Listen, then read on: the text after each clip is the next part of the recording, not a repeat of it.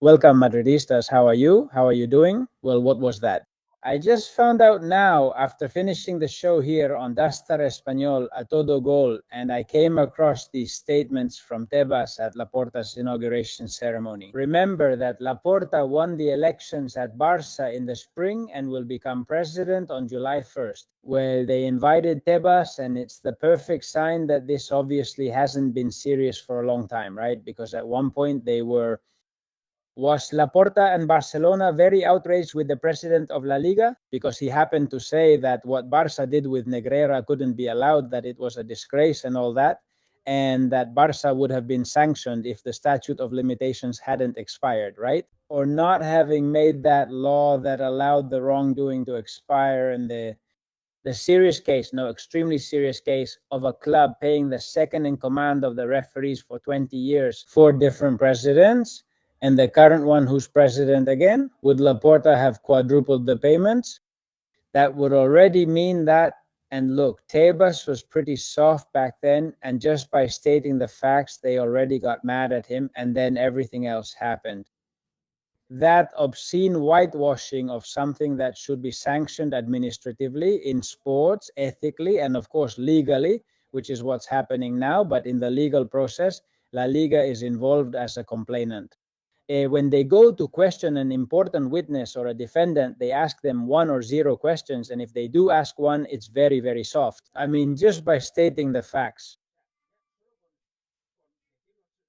Back then, they got upset, and everything that came after with that whitewashing. I repeat, with the registrations, well, the registrations from August 2022, which had the unfortunate complicity of Tebas and the League, pretending to believe a document where they said we're going to receive this money for half of Barça Studios and those 200 million from Orfeos Media y Socios.com. And in the end, they didn't receive it. With that whole thing, absolutely. Which we already said at the time, back in August 2022, that it was a farce, that it was Homerura's thing, saying, well, he didn't say anything at that moment. He said later, he said, no, I was here, doing it to do a favor for Gian Laporta, put in 10 million, get it back later, and they did pay him back. The 200 million was supposed to come in, with which they were able to register Lewandowski, Kunde, Inigo Martinez, and company. And that league they ended up winning, and that money that never came into Barça. And what about that? Tebas was complicit when the Negreira thing happened, after having granted them that. When the Negreira thing came up months later, they got angry with him because of what I said before. And then in Olmo's case, he acted outraged. Not enough, of course. And for me, it was another farce. The CSD had to intervene because it was going to be too obscene for the league to allow it. But there is Olmo playing with the emergency injunction and everything. Even so, incluso the relaxation of the rules from the financial fair play point of view has benefited Barça in recent times. And yet they've still tried to sell the idea that no, the league is being too tough on us. But what is this?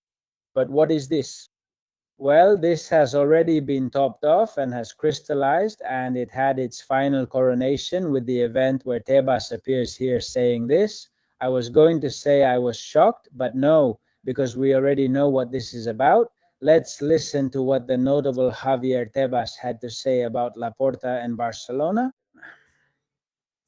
Wait, I don't have the volume on right now. Hold on a second. Let's turn it up. Hit play. Sometimes we understand each other more, sometimes less, but we'll always try to look for what's best for our football, right?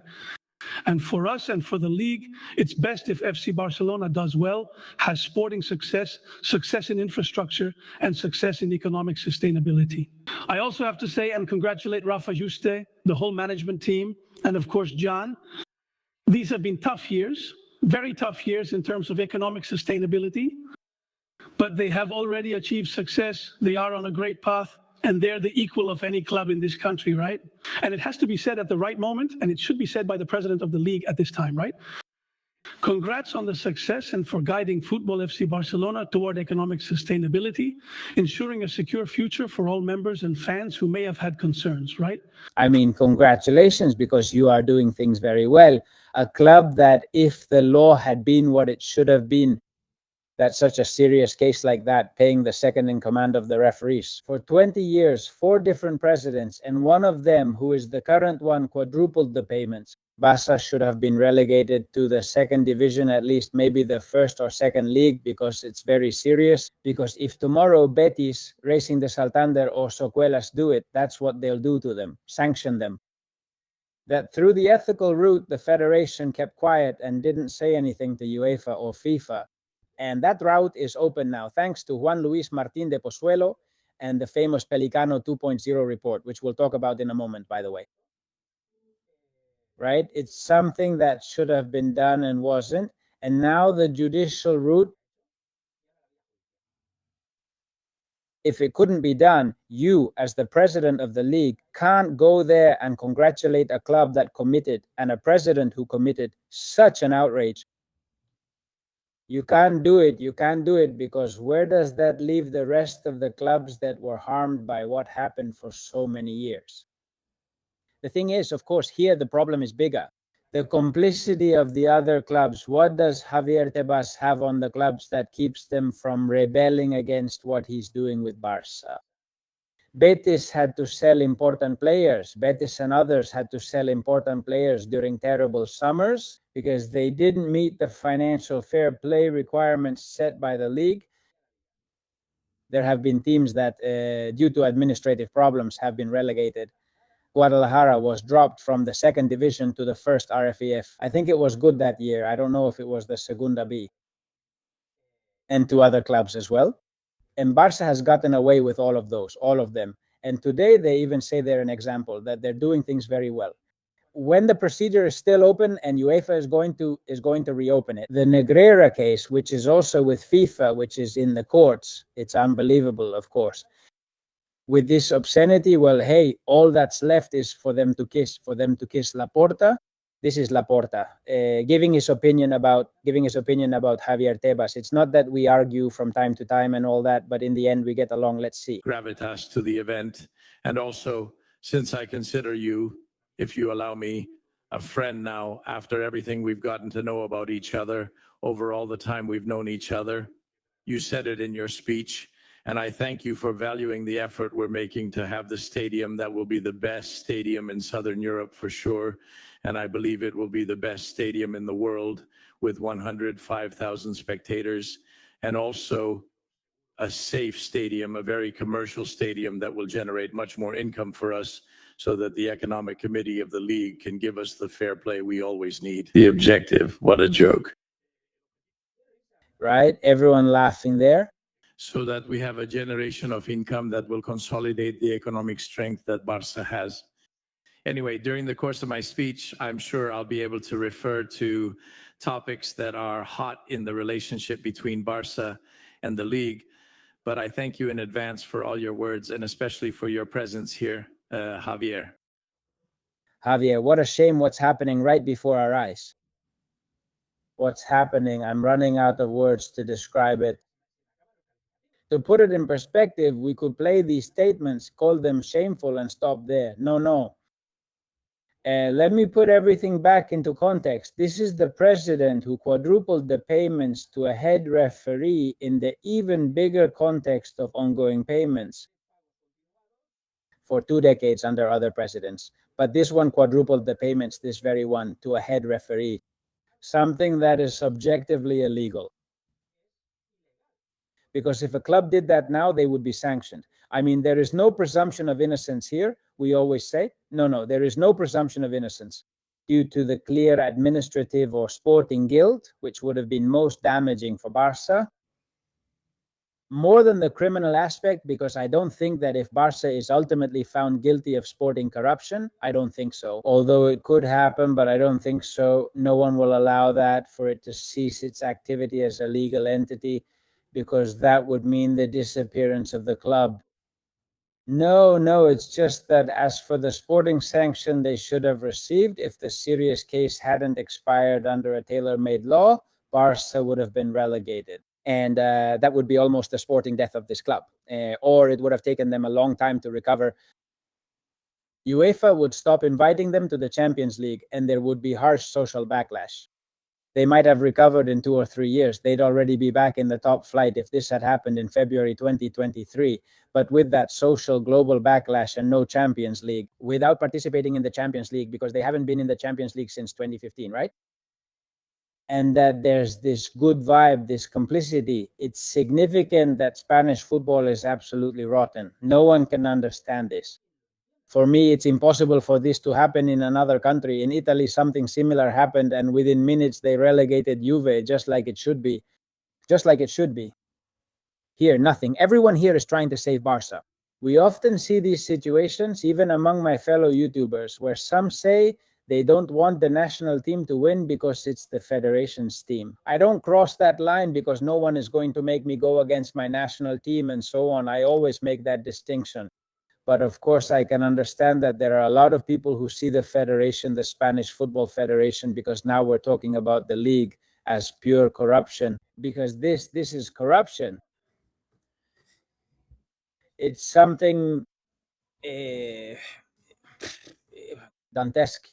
It's Dantesque. Well, guys, so anyway, I was going to say I didn't upload a video this morning because last night with Mexico's victory, there was a party at home and so on. We finished very late. Anyway, hey, Mexico is moving forward and doing very well, by the way. We're still here talking about the World Cup and especially about Mbappé and Olise. Olise is just incredible. We already enjoyed one of them at Real Madrid. I put enjoyed in quotes because, yes, we enjoyed his goals. But, of course, on a collective level, things just don't work out. Things don't turn out the way they're supposed to. Hey, one thing, because it seems like France has already won the World Cup. And for me, they're absolutely the favorites. I think that France is the one that starts with the most advantage, with the most favoritism, definitely. But let's put the logo here. We hadn't put it yet. I insist. I think France starts as, well, the logo doesn't show up. Okay. But they haven't won anything yet. As a team, France, since the 2018 World Cup, which we often brag about, saying they're so good, and they are, of course. The 2018 World Cup, they won it. Euro 2021, they lost to Switzerland in the round of 16. In Euro 2024, Spain beat them in the semifinals. Last year's Nations League, Spain beat them in the semifinals with a 5-4 match. At one point, I think the score was 5-1. It's true that they won the Nations League in 20 and 20 and 21. I don't recall the exact time, but it was around then. And also the final against Spain. But what is it? It's a team that still has to achieve something at the national team level. Because it's always been said that they're very good, and in fact they are, but collectively they haven't really gelled much in recent seasons. Even so.